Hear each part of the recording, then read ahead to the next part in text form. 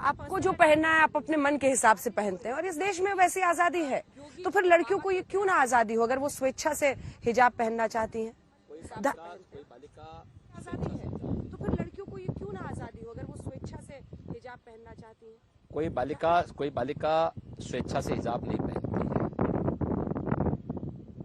क्या 3 तलाक की कुप्रथा का बालिकाएं स्वेच्छा से स्वीकार करती थी क्या?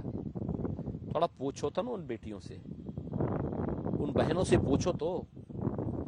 मैंने तो लखनऊ में 3 तलाक की पीड़ित महिलाओं का सम्मेलन किया था। मैंने तो उनकी आंखों के आंसू को देखे हैं, उनके माता पिता और भाई बहन की आंखों को देखे हैं। जब बहनें मंच पे आकर अपनी बात कह रही थी, किस रूप से उनके पीछे बैठे हुए वहां पर सामने जो बैठी हुई मां, उनके किसी के पिता, किसी की मां, किसी का भाई आंसू बहा रहा था। जौनपुर की एक महिला तो ऐसी आई थी, 3 तलाक की पीड़ित थी और धन्यवाद देने के लिए आई थी कि मैं मोदी जी को धन्यवाद देती हूं कि उन्होंने 3 तलाक की कुप्रथा से हमें मुक्ति दिलाई।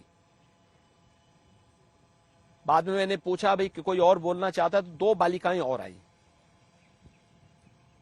मैंने कहा भी कौन है, तो उन्होंने बताया कि साहब जो सबसे पहली महिला बोली थी ना, हम उनकी बहनें हैं।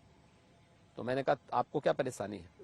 उसने कहा हम दोनों बहनों ने शादी इसलिए नहीं की क्योंकि हमारी सबसे बड़ी बहन की शादी हुई थी, 3 तलाक के नाम पर उसको छोड़ दिया था उसके पति ने, उसका जीवन बर्बाद किया था, इसलिए हम अन्य बहनों ने शादी नहीं की। फिर कोई बेटी क्या 3 तलाक की कुप्रथा का समर्थन करती है क्या? व्यक्तिगत पहनावा, व्यक्तिगत जीवन में पहन रहे हैं ना सर, आप भी पहन रहे हैं। व्यक्तिगत घर तक, बाजार तक और उसके व्यक्तिगत कार्यों तक सीमित हो सकता है। हम सब तो सार्वजनिक जीवन में पहन रहे हैं ना सर, आप भी पहन। मैं क्या करूं, मैं पहन रहा हूं, मेरा लिबास है, लेकिन मैं उसको अपने कार्यालय पे थोपता नहीं हूं। क्या मैं अपने कार्यालय में सबको बोलूं कि आप भगवा पहन के आओ? क्या मैं पार्टी में सबको बोल दूंगा? नहीं बोल सकता। हर एक को स्वतंत्रता होनी चाहिए और संस्था है तो संस्था का अपना अनुशासन होना चाहिए। क्या कोई हमारा पुलिसकर्मी बोलेगा कि साहब मैं तो जो है इस जाति का हूं, मैं इस मजहब का मानने वाला हूं, मैं क्यों पहनूंगा यूनिफॉर्म? तो चल गई फोर्स। फिर तो बीजेपी ने मौका देखा, संस्थाएं 2-3 मंत्री निकल गए, पुष्कर सिंह धामी साहब, उनको भी संविधान से उत्तराखंड चलता है, बचाना है। शरीयत से नहीं यूनिफॉर्म चलता है, हमें समझना होगा। बीजेपी ने मौका देखा, 2-3 मंत्री निकल गए, पुष्कर सिंह धामी साहब, उनको भी उत्तराखंड बचाना है।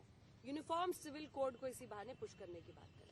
यूनिफॉर्म सिविल कोड, देखिए यूनिफॉर्म सिविल कोड की जब आवश्यकता पड़ेगी, भारत सरकार सक्षम है, उसको अपने स्तर पर उस पर समीक्षा करेगी, कार्रवाई करेगी।